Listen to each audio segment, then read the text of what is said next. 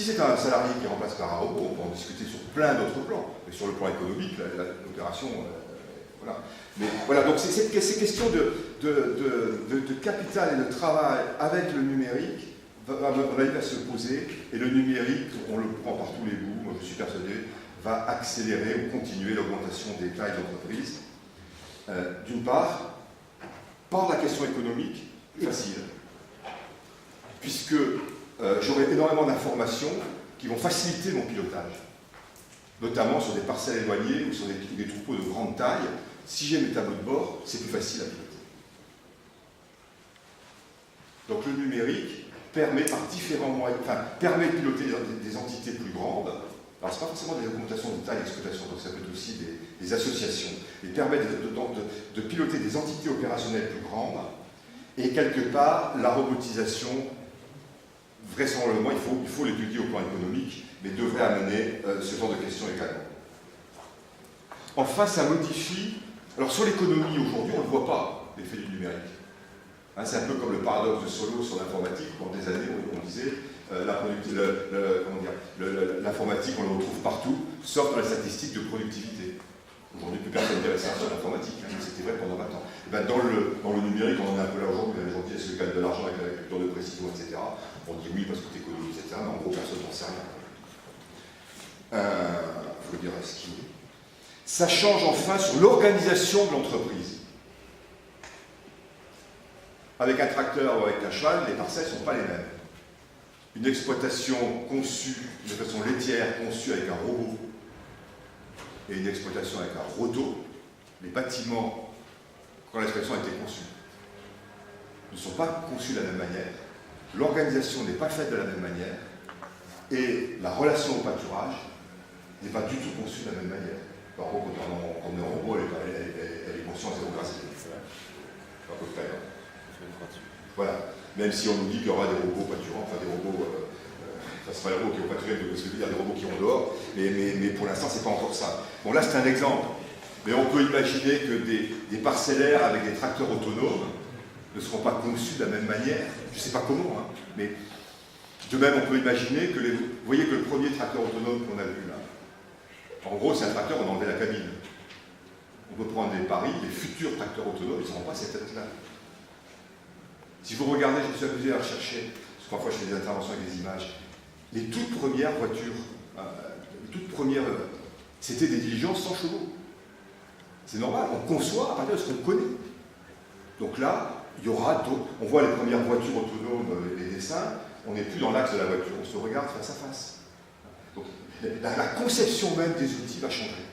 Et on peut imaginer que l'organisation même de l'entreprise agricole va changer. Et je termine sur cette question de l'entreprise agricole. Le numérique, c'est aussi l'usage avant la propriété. Donc c'est pas ça qui génère l'agriculture collaborative ou le co-farming. On n'a pas attendu, j'ai compris que vous êtes engagé dans les CUMA, on n'a pas attendu. Les GVA, l'agriculture a une longue histoire j'allais dire d'aspect communautariste, ça peut parler de comme terme, mais de coopération. Ce qui est différent de la coopérative. Parce que la coopérative, c'est un mode de gouvernance, c'est pas un mode de travail en commun. Mais c'est tout à fait différent. Mais le collaboratif et le numérique permet de l'accélérer, permet de l'organiser et permet de révéler, alors c'est l'exemple du farm-up, hein, c'est le blablacar du tracteur, des machines, permettent de mettre en relation, ou sur les parcelles, permettent de mettre en relation des disponibilités qui n'étaient pas forcément connues et que dans le physique on n'aurait pas vu. Et en plus ça facilite la mise en relation, ça la sécurise en termes de paiement, en termes d'assurance, etc. Donc le collaboratif, c'est aussi un élément, et nous l'avions, quand j'étais au Safran, on avait écrit il y a une dizaine d'années un petit cahier qui s'appelait l'exploitation agricole flexible. Hein, c'était l'idée de travailler à plusieurs exploitations. Le numérique facilite et accélère. Dernier élément avant de conclure, l'impact sur la stratégie des acteurs. J'en vois plusieurs. Ça a été évoqué, le numérique va permettre de modifier les relations entre les agriculteurs et ils vont pouvoir avoir davantage de relations directes à longue distance et notamment se conseiller entre eux. Agriculteurs-chercheurs, agriculteurs-conseillers, ça existe déjà, mais ça va se développer. Le conseil je suis persuadé, je répondrai dans vos questions, le conseil est le secteur qui, à mon avis, sera le premier concerné à grande ampleur par le numérique. Pourquoi? Ça va changer le métier du conseiller et ça va changer le modèle économique et des organisations de conseil. Ça va changer le métier du conseiller parce qu'un conseiller utilise une part importante de son temps, il y en a parmi vous qui sont conseillers, je vais vous poser, on utilise une part importante du temps pour quelque chose qui n'est pas du conseil, qui est du transfert d'informations. Lorsque je connais mieux que le conseil de gestion, un mauvais conseiller utilise 70% de son temps à faire ça.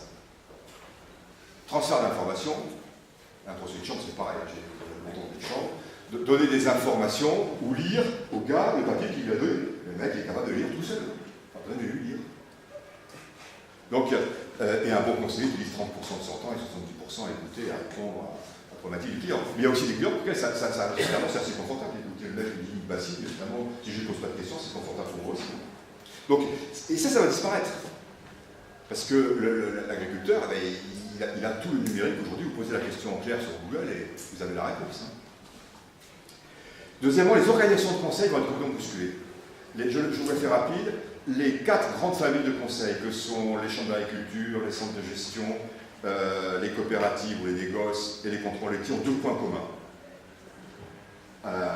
Premier point commun, tous vendent ou ne vendent pas d'ailleurs le conseil à un prix qui n'est pas le prix réel, qui est financé par autre chose que le conseil.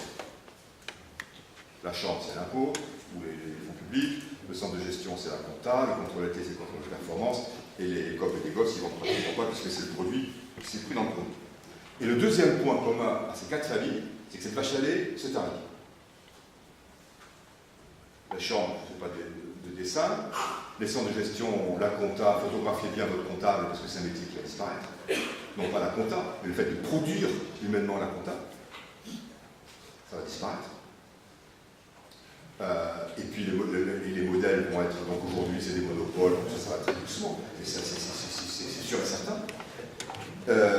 Les conseils, les coopératives et les négoces, par le numérique, il commence à y avoir des plateformes de vente directe de produits. Donc ils vendent du produit sans le conseil, c'est pour ça que les produits sont moins chers. Donc les coopératives et les négoces, les entreprises doivent travailler dedans, ils ne sont pas fous. Dès lors que le marché sera mûr, ce sont eux qui vont développer ces plateformes. Et donc, le prix va baisser, il va falloir développer le conseil autrement. Et le contrôle laitier, c'est pareil, le contrôle de performance. Et donc ça veut dire que les modèles économiques de conseil vont complètement changer. Le prix du conseil va augmenter, et ça va ouvrir le marché potentiellement à de nouveaux opérateurs. Donc ça change beaucoup de choses. Pour conclure, moi je crois que pour les agronomes, vous avez vu que ça change le métier. Dans ce que je vous ai balayé tout à l'heure, ça touche les 3 échelles de l'agronome. La parcelle, le système et progressivement le paysage, le territoire. Dans tout ce qu'on a vu, ça impacte sur ces 3 niveaux. Ça impacte le métier, dans ce que je vous ai dit, le métier de conseil, donc les agronomes qui sont dans le conseil. Ça impacte la façon d'exercer, je ne vais pas redire ce que vous avez expliqué, vous connaissez ça bien mieux que moi, et je traduirai simplement que les données ne sont plus une denrée rare et chère, alors qu'avant, dans l'expérimentation, ça coûtait très cher d'acquérir les données. Ça va changer le positionnement des agronomes dans leur métier. Donc, je différencie des métiers, l'exercice du métier, mais le positionnement dans leur structure. Je vous ai dessiné que les structures, que les modèles économiques de conseil pouvaient changer, les structures ne changeront pas à la même vitesse, donc il y a des gens qui seront mobiles, beaucoup plus mobiles d'une entreprise à l'autre en fonction de la vitesse à laquelle l'entreprise s'adaptera. Et vous savez que l'économie numérique, on en entend beaucoup parler, on va passer quelque part du statut à l'activité concernant les individus. Il y aura de plus en plus d'individus freelance ou multi-employeurs. Ça va concerner les agronomes de la même manière. Il y aura des agronomes dans les start-up. Il y a pas mal de modèles agronomiques qui sont élaborés par les start-up aujourd'hui. Donc ça va changer tout ça, et avec de nouveaux acteurs. Et donc la clé là-dedans, il me semble, des gens qui sont autonomes, compétents, ils vont être comme des poissons dans l'eau. Les autres, ce sera plus compliqué, mais il suffit d'être autonome et compétent ou de le devenir. Et donc, en conclusion, vous voyez que ces nouveaux outils ça change nos façons, ça apporte des nouveaux outils, de nouvelles méthodes, ça va changer sans doute les façons de travailler, vraisemblablement les façons de penser, comme l'écriture a changé la façon de penser. Et l'agroécologie, ça a été une opportunité phénoménale pour les agronomes.